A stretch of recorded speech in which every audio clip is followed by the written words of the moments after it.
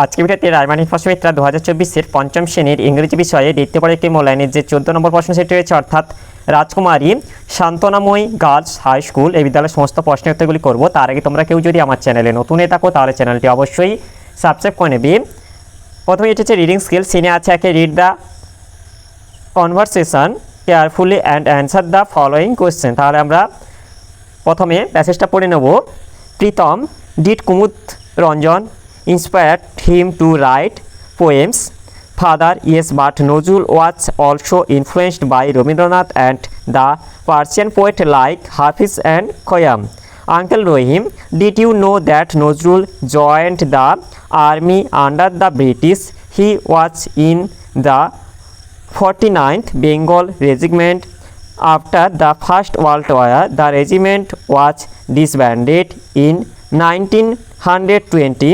So he came to Calcutta. Father, at that time, Indians had risen against the British rule. Nazrul protested against the cruelty of the British in his own way.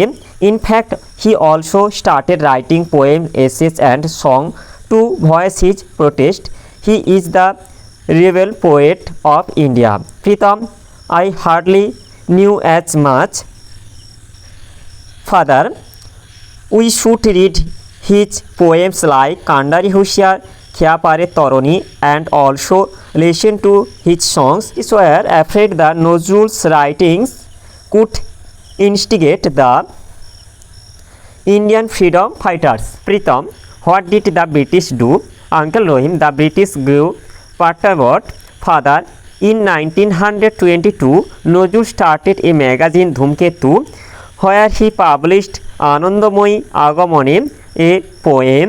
Uncle Rahim, the British raided the office of Dhumketu. The portrait was arrested from Kumilla. Pritam, what happened then?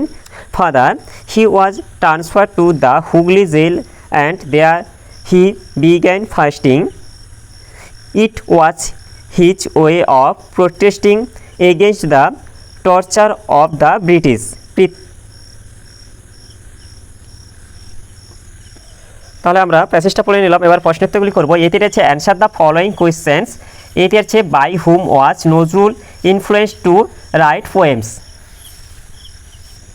এর উত্তরটি হবে Rabindranath Tagore, Kumud Ranjan Mallick, Hafiz and Khayyam inspired Nazrul to write poems.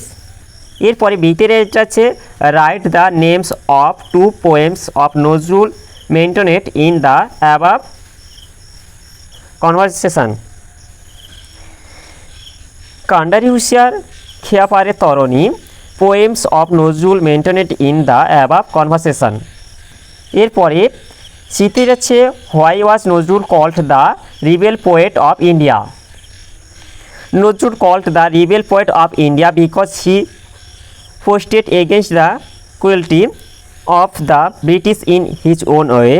In fact, he also started writing poems, essays, and songs to voice his protest. He is the rebel poet of India. এরপরে বিটি রয়েছে complete the following sentence with information from the above conversation.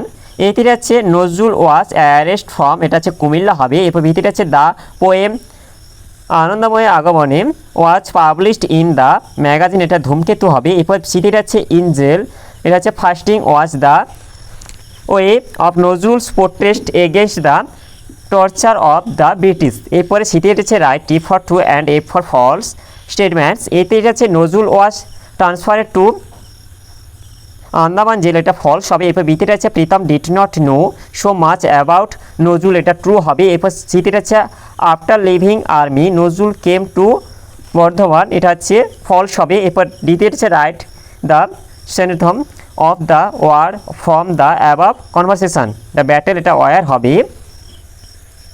এরপরে grammar and ভোকাবুলারিতে আছে দুই থেকে circle the adverbs in the following sentence. এইটা হচ্ছে প্লিজ কাম শুন টু দ্য অফিস, এটা শুনটা হচ্ছে এটা অ্যাডভার্ব হবে। এরপর বিতে হচ্ছে অলওয়েজ স্পিক দ্য ট্রুথ, এই যে অলওয়েজটা হবে এটা অ্যাডভার্ব। এরপর তিনটা আছে fill in the blank with appropriated articles, এটা my friends is Mita, her father is, এটা অ্যান এফআর সিএস হবে। এরপরে চার এটা হচ্ছে put a appropriated prepositions in the blank. The fan is moving, এটা অ্যাবাভ আওয়ার হেড, এটা হবে। এবার 5 এটা আছে joint the two sentence with proper conjunction, এটা হবে he tried very much but he did not success হবে। এরপর 6 এটা আছে write the plural form of the following word, এটা হচ্ছে গোস থেকে হবে, এটা গেস হবে। এরপর 7 এটা আছে change the gender of the following word, এটা হচ্ছে ল্যান্ডোটা আছে, এটা হচ্ছে ল্যান্ডোই হবে। এরপর রাইটিং স্কিল এটা আছে 8 থাকে write a paragraph on my daily life, তোমরা প্যারাগ্রাফটা দেখে টুকে নাও।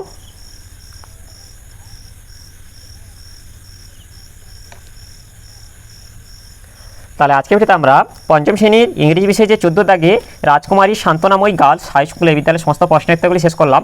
আর তোমরা কেউ যদি আমার চ্যানেলটা এখনও সাবস্ক্রাইব করে রাখোনি তাহলে চ্যানেলটা অবশ্যই সাবস্ক্রাইব করে নেবে। আর ভিডিওটি ভালো লাগলে ভিডিওটিকে অবশ্যই লাইক, কমেন্ট ও শেয়ার করতে ভুলবে না।